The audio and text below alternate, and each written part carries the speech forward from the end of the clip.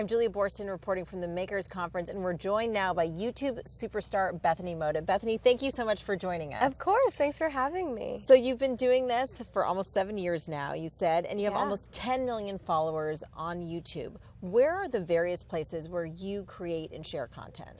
Well, kind of all over the web. So I started on YouTube, and then I got into Twitter, and then Facebook and Snapchat. So whenever I have a new account, it's normally because my audience demands it. So for example, with Snapchat, I didn't have one for a very long time, and then they're like, we want you on Snapchat. So I did that.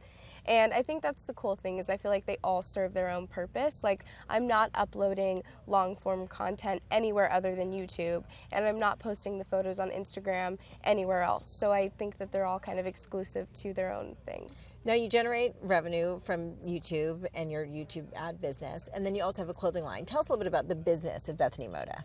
Yeah, so I actually always wanted to be a clothing designer growing up, but it's one of those crazy dreams that you just think will never actually come true, which is why I'm so thankful that through doing YouTube, I've been able to fulfill that dream, and thanks to my audience for making that happen.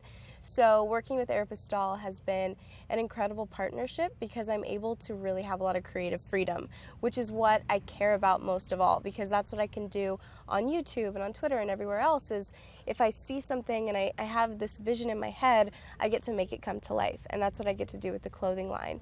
But I've always tried to find ways, like whenever I get a cool new opportunity, to make my audience a part of it, because I see it so much more as being like a YouTube star or anything like that. I see my audience as a part of this community, and it's something that we're in together like a family. So I always ask, what do you guys want to see in the clothing line? What do you guys want to see me do next? So that when I do these projects, they suddenly feel that, it's not just my opportunity, but it's something that we've really achieved together. We've seen a lot of YouTube stars go elsewhere, either something like Maker Studios, where they can also distribute on different platforms, or even Vessel, different digital platforms. Are you happy with your relationship with YouTube, or do you sort of understand this need to try to have your own direct distribution? I love just being able to have that creative freedom, like I said, and I love, being independent in the way that I am. And I also see it as, I'm so thankful and grateful to YouTube, because without YouTube specifically, I would have never gotten to where I am.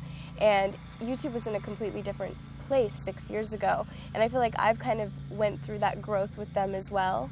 And they're really changing the way that people consume content. So I want to continue to be loyal to YouTube, because I feel like they've done so much for me. Great. Well, we look forward to seeing where you go and you bring your fans next. Bethany Mota, thanks so much for joining us. Thank you. I'm Julia Borston reporting from the Makers Conference. Hey YouTube fans, I'm Landon Dowdy from CNBC. Thanks so much for checking out our channel. Here you'll find videos packed with all the info that you need to be smarter about your finances. Be sure and subscribe by clicking right here, and click on all the videos around me to see CNBC's original series Young Money, Tech Bet, Kramer's Mad Money, and all the latest from CNBC.